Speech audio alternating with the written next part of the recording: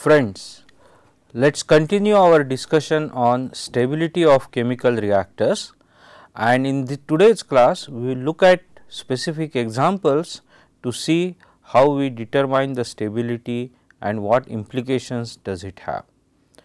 To recap what we saw in the last session, we have the dynamics of our system being described by x dot equal to f of x, where x is a vector of n dimensional space, and we want to find out if x equal to xs is the steady state solution of this system. It means that x s dot, which is f of xs, is 0. That is what we mean by a steady state solution. So, we are interested in knowing whether the steady state solution xs that we get, is it stable or otherwise. We defined formally what stability means. So, we are looking at solutions which are asymptotically stable, and for this, by doing a linearized analysis, that is linearizing the dynamics around this steady state and describing the perturbation, that is the perturbation from the steady state and its dynamics, such that y dot is equal to a y, where A is a Jacobian matrix del f del x evaluated at xs, and we know the solution of this linear equation is in terms of its eigenvalues, and therefore, we said the condition for the steady state xs to be stable is that real value of eigenvalue, real part of the eigenvalue should be less than 0, where lambda I is the eigenvalue of the matrix Jacobian matrix A. If it is one of them is positive, then the system is unstable, and if the real part is 0, we cannot say much about the stability of this system. So, now let us take the example to see how we determine this stability.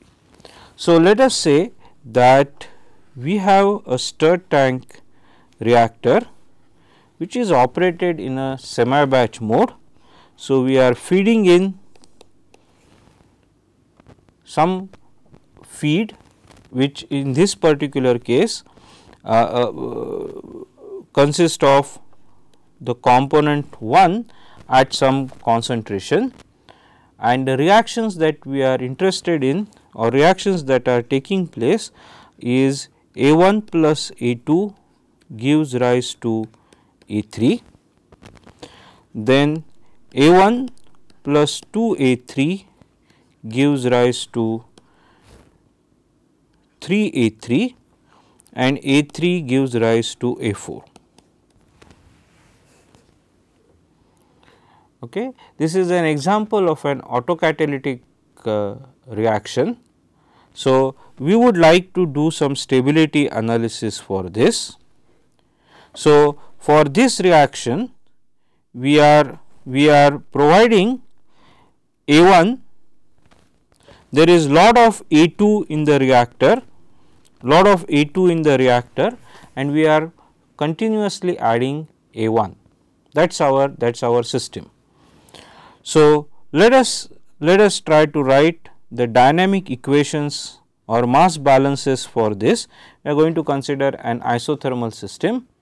Our non-isothermal example will come little later on. So, let us try to write the mass balance for this, starting with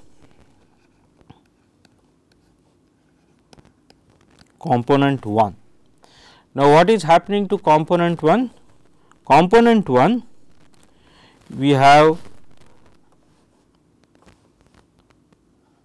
A being fed into the reactor. So, if we actually write, let me start from the beginning. If we actually write the mass balance for the total amount of A1, so mole balance or mass balance. So, C1 is the concentration times the volume is the moles or mass. So, the rate of its accumulation must be equal to the rate at which material is being fed, namely F1 F prime into C1 0 minus the rate at which it is getting consumed. So, A1 is getting consumed in first two reactions. So, let us call these reactions as 1, 2 and 3 and corresponding rate constants as K1, K2 and K3. So, what will we have? We will have minus K1 C1 C2 and minus K2 C1 C3 square, representing the three reactions that we have. Now, of course, this, let us put this into the volume, because our reaction rates are in terms of intrinsic rate per unit volume, and since we are doing a mass balance on the component. Now, here we are going to make certain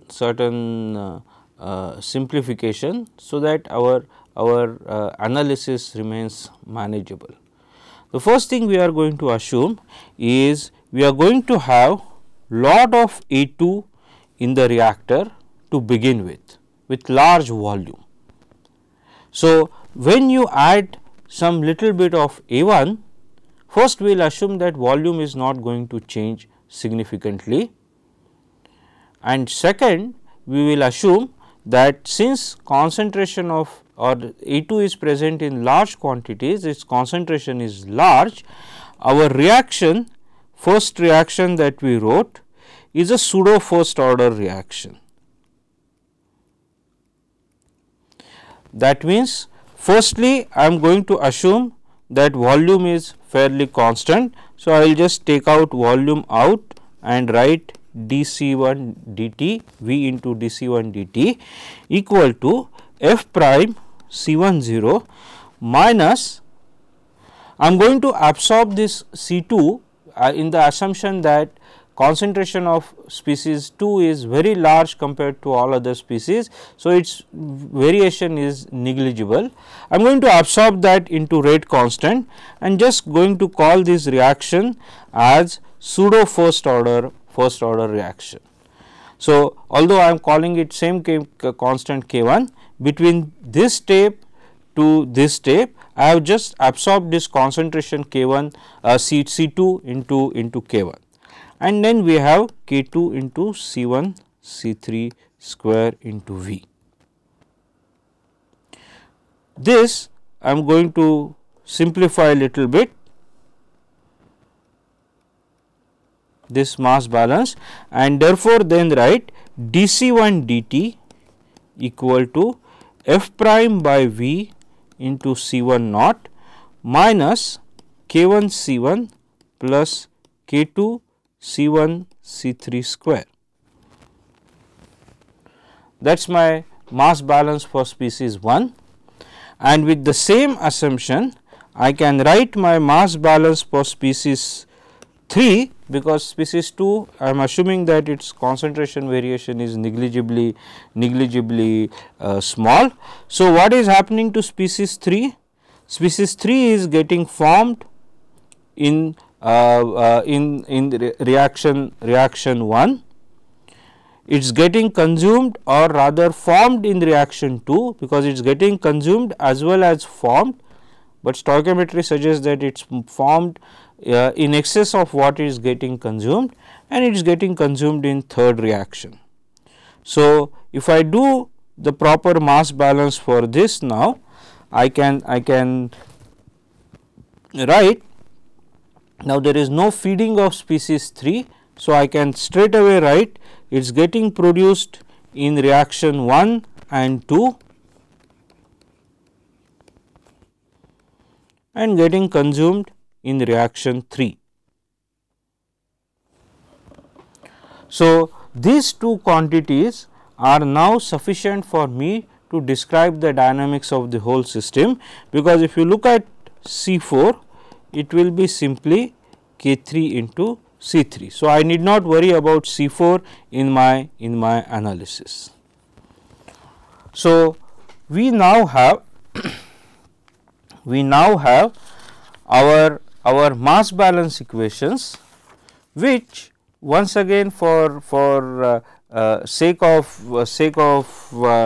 simplicity, I am going to make these equations dimensionless by defining my dimensionless concentration, let us say alpha as C1 by C10,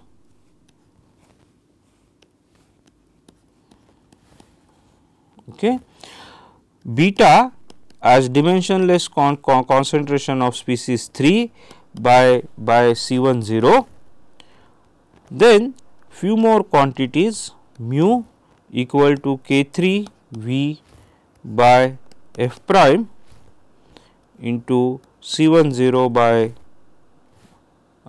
C star, and kappa as rate constant K1 by K3. And if I do all that and substitute this in the dimensionless quantities. Okay, by the way, what is C star? C star is K3 by K2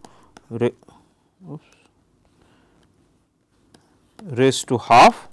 So, if I take my mass balance equations, use these dimensionless quantities, I can write my mass balance equations as follows.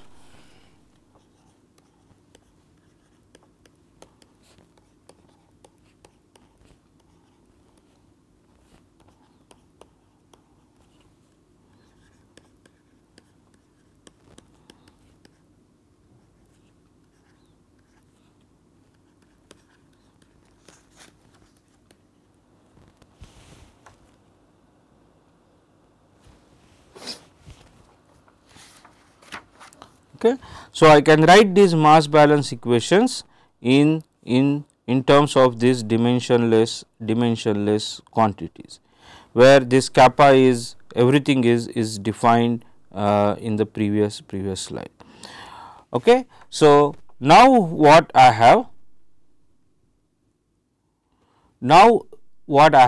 is my dimensional mass balances made dimensionless by defining these quantities, which convert my dimensional mass balance equations to dimensionless form.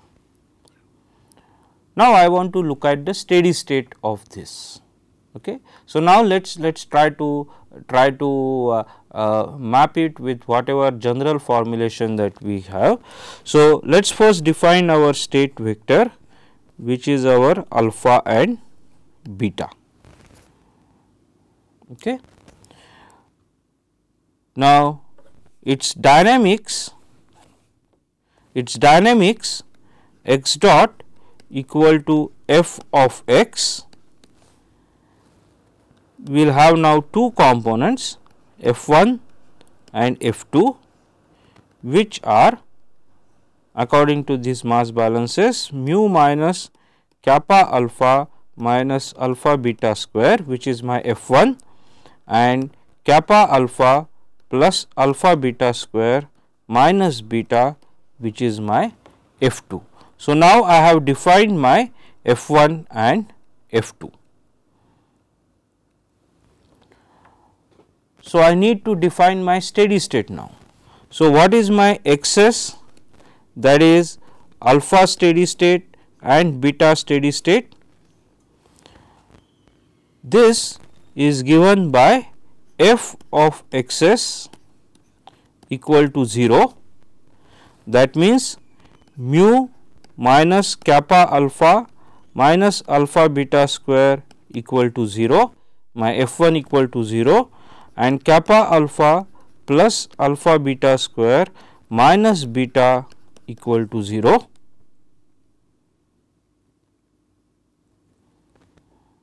Right.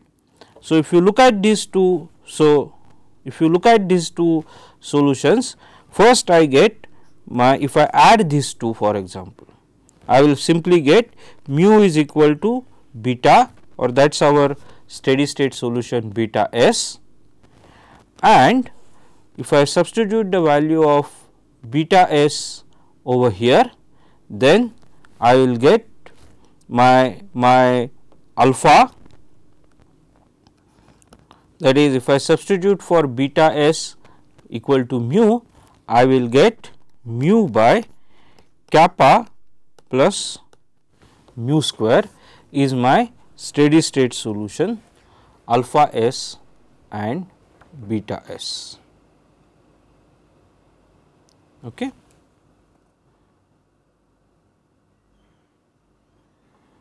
So, this is my steady state solution,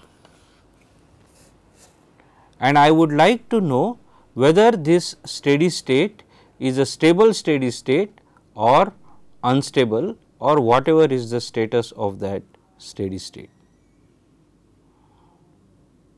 As you can see here, it will depend upon the values of mu and kappa and so on. So, let us try to do some analysis. So, let me rewrite my f, which is f1 and f2, which is mu minus kappa alpha minus alpha beta square and kappa alpha plus alpha beta square minus beta. I need to find the Jacobian matrix now. What is my Jacobian matrix? My Jacobian matrix is del f del x. That means, in this particular case, I can write it as del f1 del alpha, because my x is nothing but alpha and beta, and del f1 del beta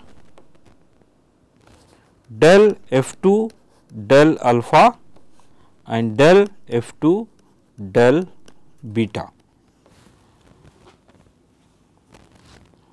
right. So, this is my Jacobian, all evaluated at steady state. So, what is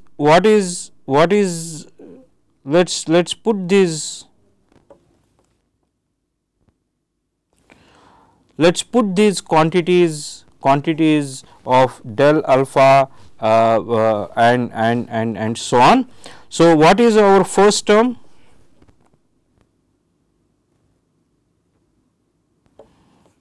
I am just going to put it over here, del f1, this is my f1 by del alpha. So, that will be simply minus kappa plus beta square,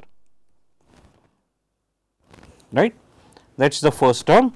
Then del alpha del beta, del f1 del beta. So, what will be that? That will be partial derivative of this f1 is nothing but 2 alpha beta.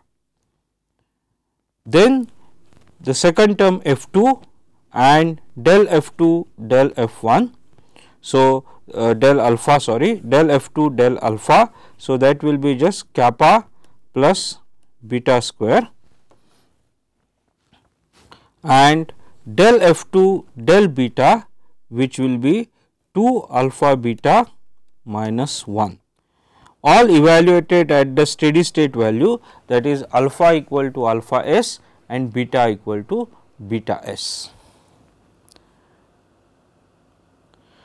So, for this example, we now have our Jacobian matrix with specified values of alpha s and beta s.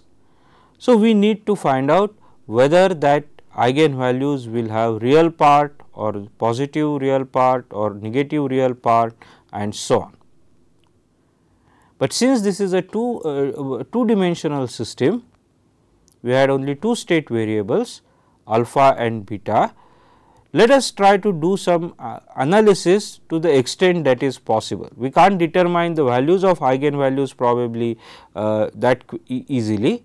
Of course, you know for a 2 by 2 system you can actually find out analytically, but let's try to then write this matrix A in a general form as A11, A12,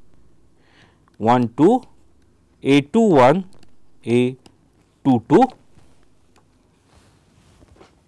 okay, and try to determine the eigenvalues of this particular matrix, so that we can say something about the behavior of this system. So, what is the eigenvalue? Eigenvalue is nothing but determinant A minus lambda I equal to 0, or determinant A11 minus lambda A12, A21, A22 minus lambda equal to 0, and for a two dimensional system, system, we actually can write therefore A11 minus lambda into A22 minus lambda, just determinant of 2 by 2 system, minus A12 A21 equal to 0, which on further simplification gives us lambda square minus A11 plus A22 into lambda plus A11 minus A11 into A22 minus A12 A21 equal to 0. I am just expanding this algebraic equation.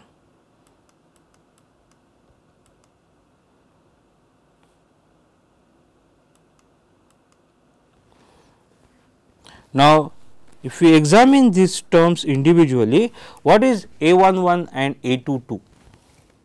A11 plus A22 rather. In terms of determinants or matrices, that is nothing but trace of this matrix A,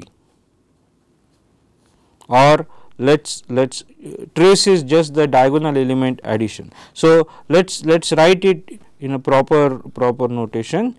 We can write this as trace of A. And what is A11 A22 minus A12 A21?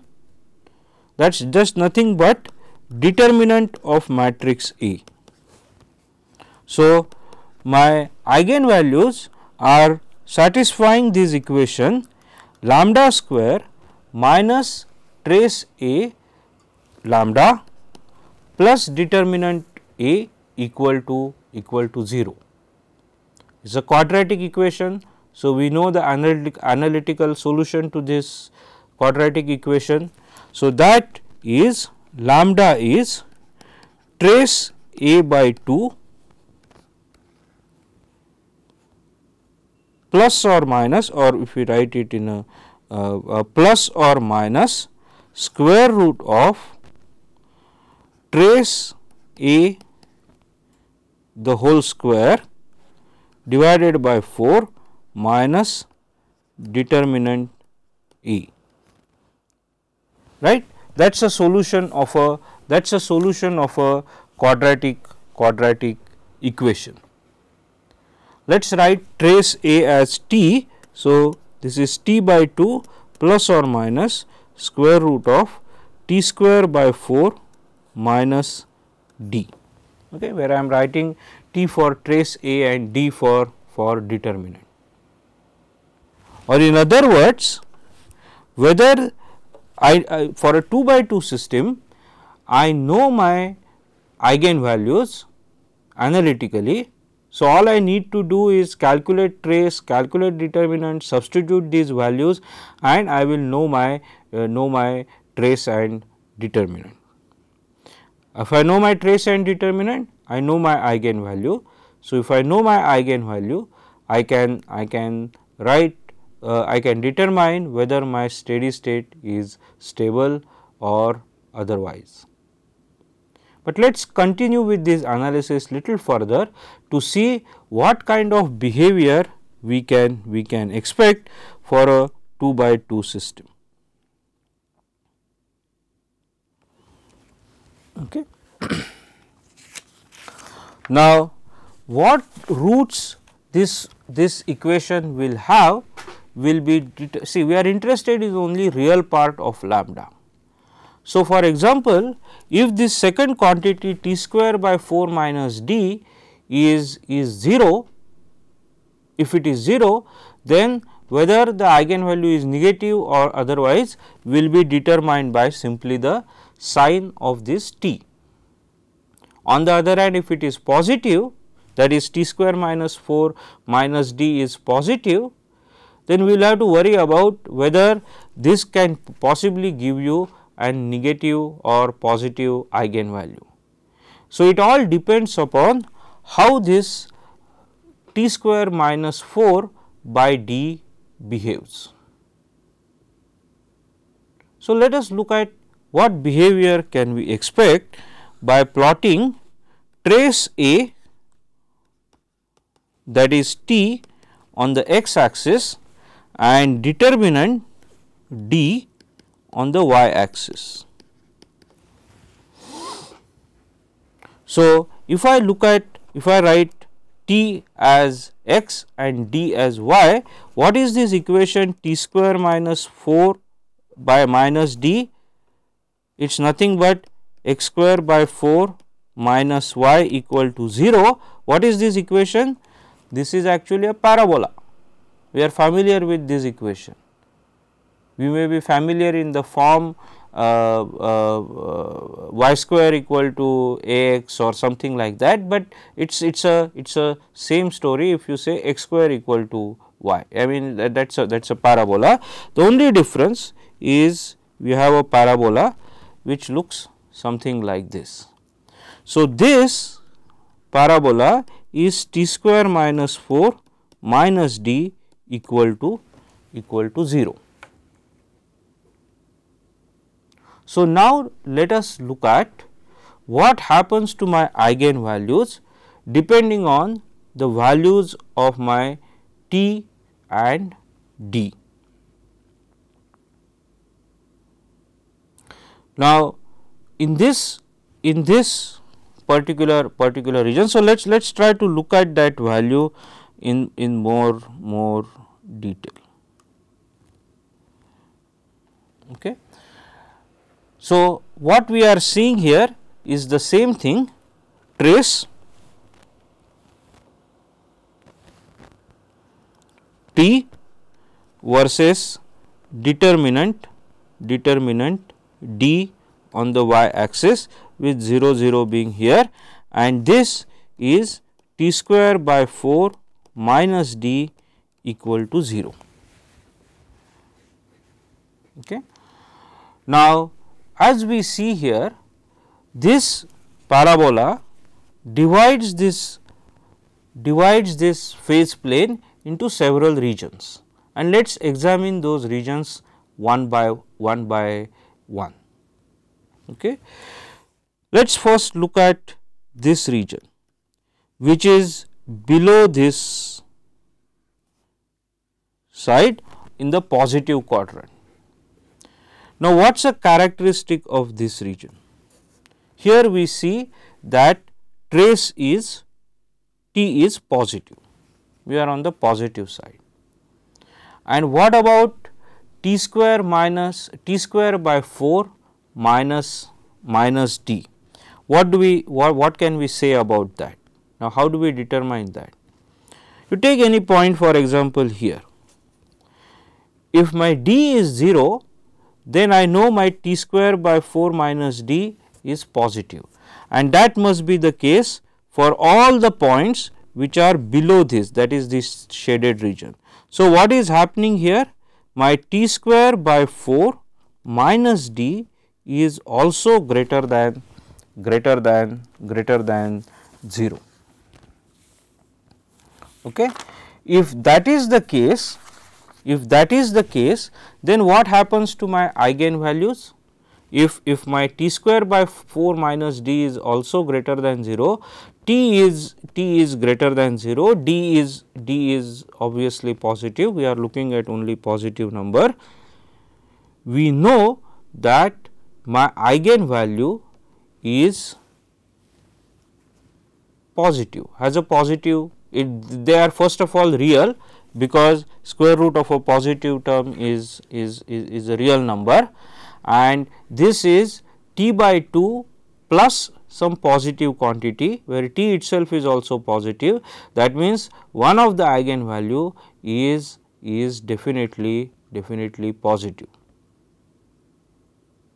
and the other one will be also positive, because we know that t square by 4 square root minus d will be smaller than t by 2. So, both eigenvalues will be positive. So, here we will have lambda 1, lambda 2 real and positive. Okay. That is for this particular region. Now, what about this another second region that is shown over here, that is above this curve.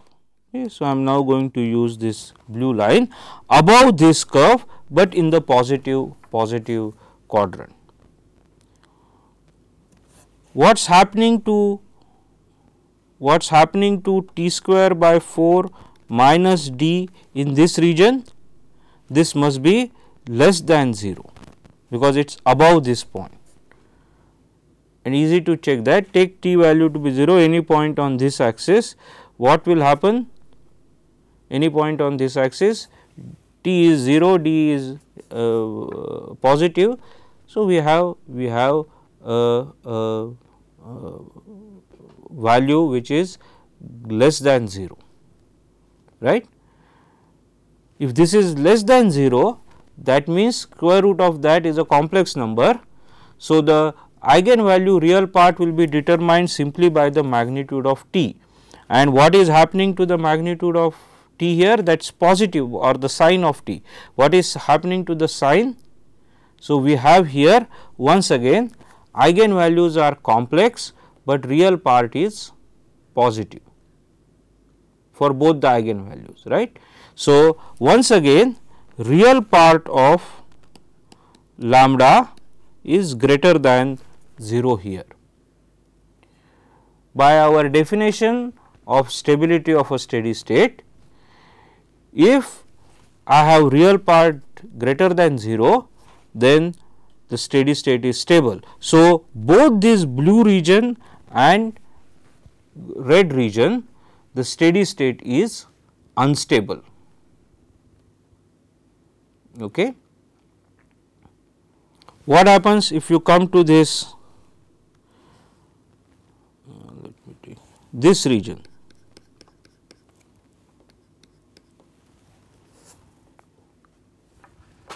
What is happening here? Here, by the same argument, we can show that first of all t square minus 4 t square by 4 minus d is less than 0, t is negative. So, the real part of lambda is less than 0 in this quadrant, and similarly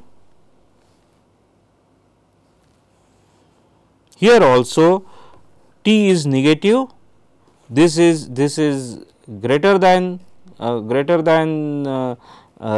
0. By the same logic, here also real part is greater than 0. So, we have stable node, stable focus. Now, what is this business of node and focus? So, essentially what we are saying is on this part, let me recap. So, what did we say? We had a 2-dimensional problem for which we had a steady state we had its eigenvalues, and depending on the value of trace and determinant, whether it lies in this region or this region or this region or this any one of these 4 regions, we have different types of stability. We will see example, but before we do that, what is this trace node and business and so on.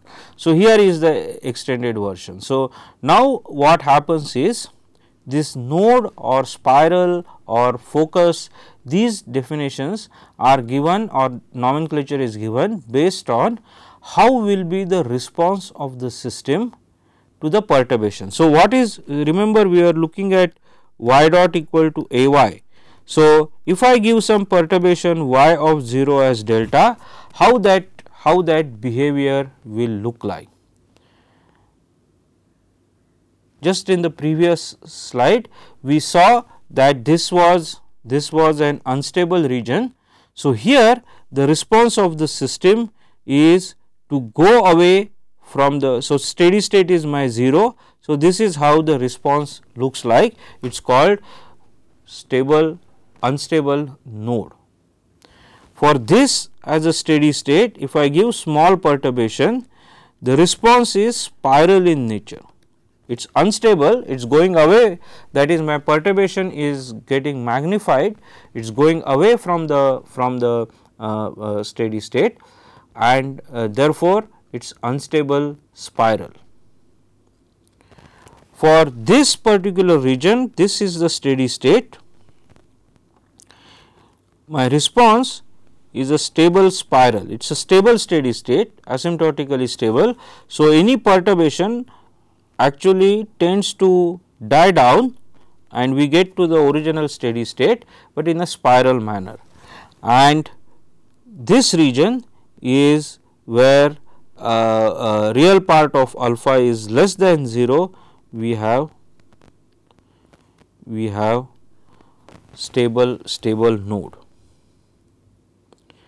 We have of course saddle point as well. So, let us take an example. So, let me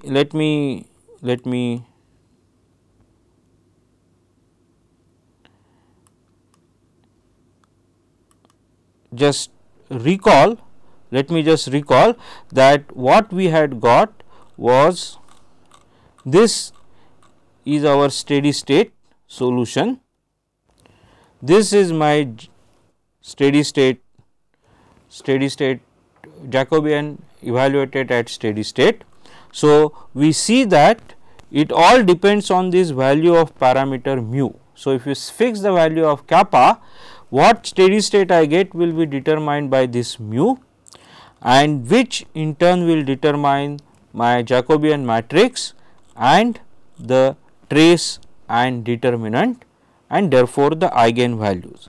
So, what we are seeing here, and in the previous example, this is what we are actually seeing, that depending on the values of mu, I will have steady state solutions in different regions. For example, this blue point or red point or green point, violet point and so on, maroon point and so on. So, let us look at one example. If mu is 0.1, then substituting all those values, I get my determinant and my trace and my eigenvalues, which is trace by 2 plus or minus square root of trace square by 4 minus determinant, and I get my steady state which is unstable. Okay. Now, what do I make out of this? So, this is the point which is actually in this particular region, as the name suggests, it is over here. Okay. So, this is my actually steady state solution of alpha and beta. that is this green point, okay, is my steady state value. You can see beta is 0.1 because solution is, what was our solution? Our solution was beta s is equal to mu and alpha s is mu by kappa plus mu square. So, that is some solution. So, for a value of mu equal to 0.1, this is my solution. But if I start with steady state or small perturbation from that, so this is my starting point at t equal to 0, and based on the analysis that we saw, namely we have our solution in this region which shows unstable node. So, what happens essentially is as time progresses,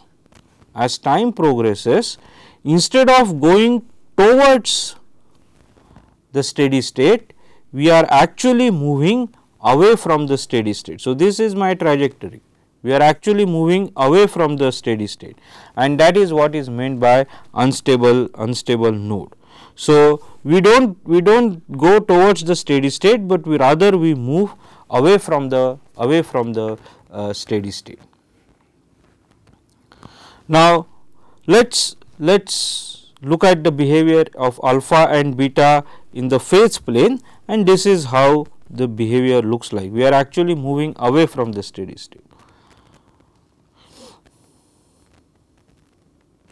What if steady state is unstable focus? That means our solution or our steady state trace and determinant are in this region, that is in this region, blue region. Okay. So, for a value of mu equal to 0.5, for value of mu equal to 0.5, we have actually real or complex eigenvalues and real part of which is positive. So, once again unstable steady state, but behavior is now like a focus.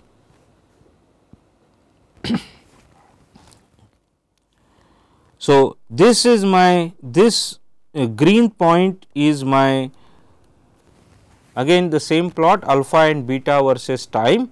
So, this is supposed to be my steady state. So, if I were to start at t equal to 0 at this point, once again instead of going to the steady state, I actually go away from it.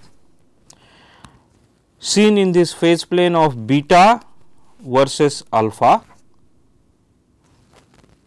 green is my steady state, red point is my starting, and we see a spiral behavior. We are going completely away from it.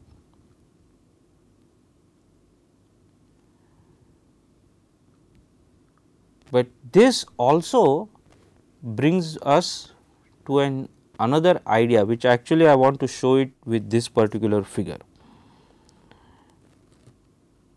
Remember, while determining this stability, we have considered linearized version of the process. Okay. So, linearized version always implies that our assumption of linearization is always realistic and hopefully applicable only if the perturbation is very small, or in other words, when we linearize a function around a point xs, when we linearize it, let us say we say del f, del x and so on, this linearization is valid. Suppose this is my point xs, then this linearization is valid only in the small neighborhood of xs.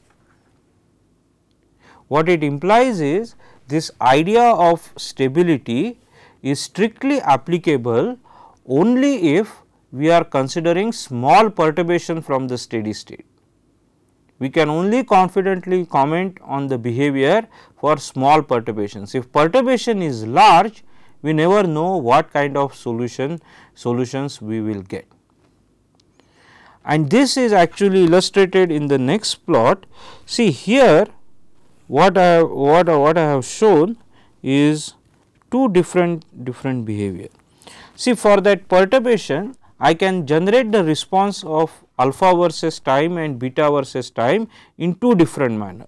One is solving alpha dot and beta dot equations, that is my mass balance equations, directly, and this is how that direct integration solution will look like. Okay. So, those mass balances whatever we had in the dimensionless form, we integrate them directly. Now, other way of generating this solution is, remember we had made perturbation variable. So, let us say y1 is alpha minus alpha s and y2 is beta minus beta s, right. So, now I can generate the linearized version of solution by solving y dot equation equal to a y. We know the solution of this, where A is the Jacobian matrix. So, get y1 of t and then say alpha of t is y1 of t plus alpha s and beta of t is y2 of t plus beta s. If I do that, then my alpha beta behavior is actually something like this, which is completely different than the behavior of the actual system. So, what I call this is the behavior of the linearized system, whereas the green line is the behavior of the real system, and you can see for yourself the difference in the behavior. So, the point I am trying to make is that this idea of linearization is possible or is applicable only for small perturbations. If we have large perturbation, we cannot use this idea. Moving along with different values of alpha and beta. So, suppose we take alpha and beta mu value to be 2.5, that is we are in this region of stable node, then what we find is both eigenvalues are real and negative and the solution is stable node. So, we start, this is green point once again is our steady state solution. We start from perturbed value which is shown by red point, and what we see here is actually we first seem to deviate, but we come back to the steady state. The same thing for beta, and then this is the behavior in terms of alpha beta phase plane behavior. Now comes an interesting situation where my mu is 1.005.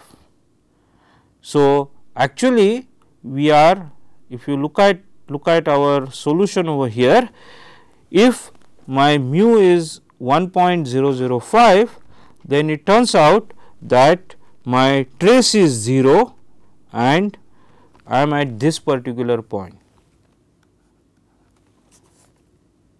Now, if trace is 0, then what is the eigenvalue?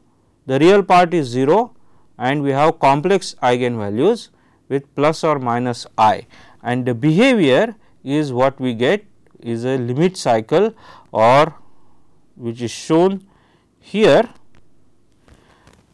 So, this is my steady state, green point, red point is my starting point, and now we see an oscillatory behavior such that even if you wait for a long time, the behavior never or the solution never converges to this new steady state, but it circles around that, in fact seen clearly in this phase plane behavior. So, this is my expected steady state value, but I am always ending up in a limit cycle. So, this is where the real part of the eigenvalue is 0. So, this in short is the summary of or an example of how we use steady state analysis. Let me quickly go through the similar analysis, let us say for our reactor, which we saw in the last session, that is non-isothermal reactor. So, if I can get this, okay.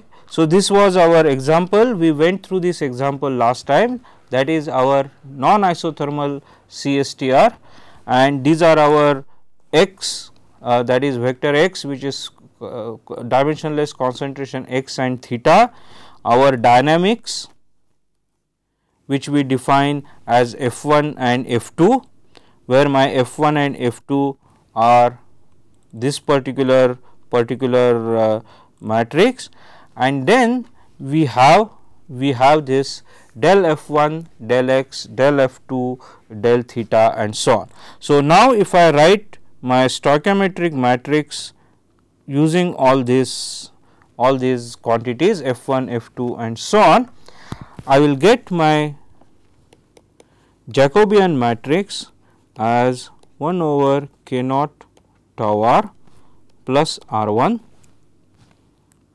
r2. I will just come to what is r1 and r2.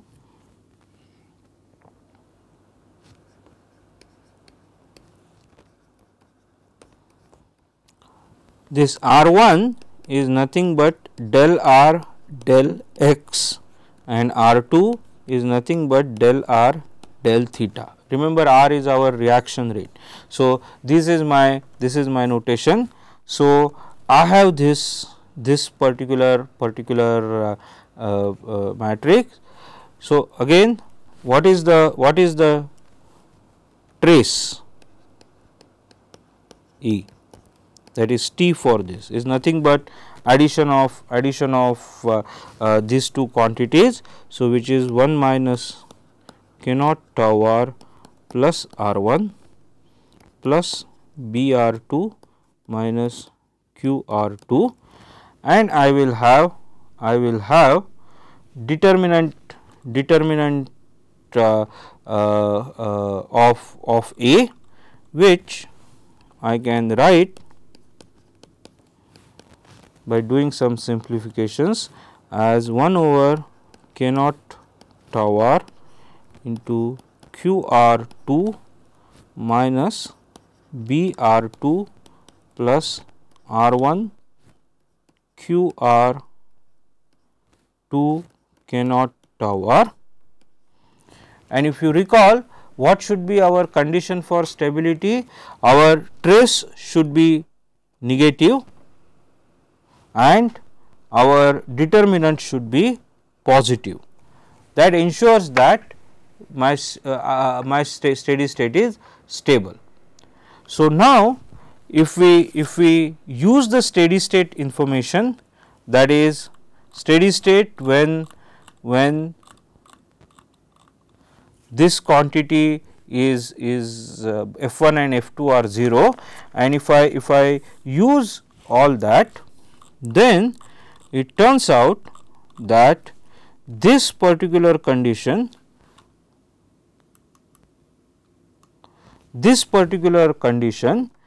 reduces to 1 over k naught tau r into d theta of q r minus d theta of q g should be greater than 0.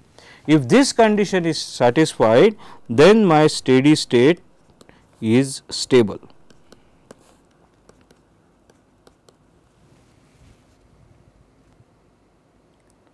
You will recall that this was exactly what we saw in a graphical sense, when while looking at the behavior of unstable and stable steady state, we said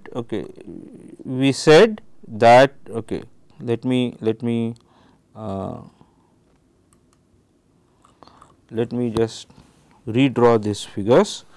What we said was this was our QG curve, this was our QR curve,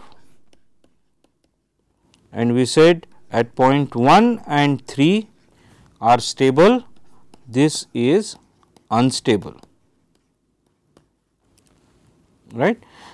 Let me draw QR curve by a red line. Okay. So, what is the condition for stability?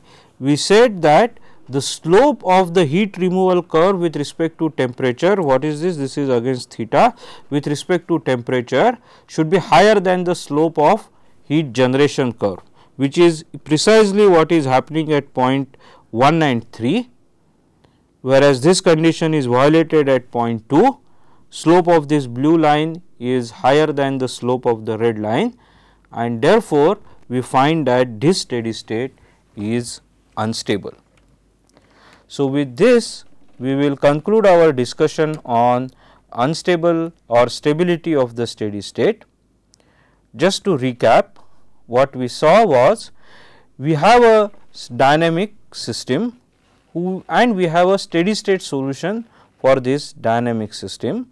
We are interested to find out whether the system is stable or unstable, and we do this by doing a linearized analysis considering the Jacobian, which is the partial of f with respect to x or partial of the dynamics with respect to x, and looking at the eigenvalues of this Jacobian. If the eigenvalues have real negative part, we say that this system is stable. If the real part is positive for any at least one of them, then we have a unstable steady state. What is the meaning of stable steady state?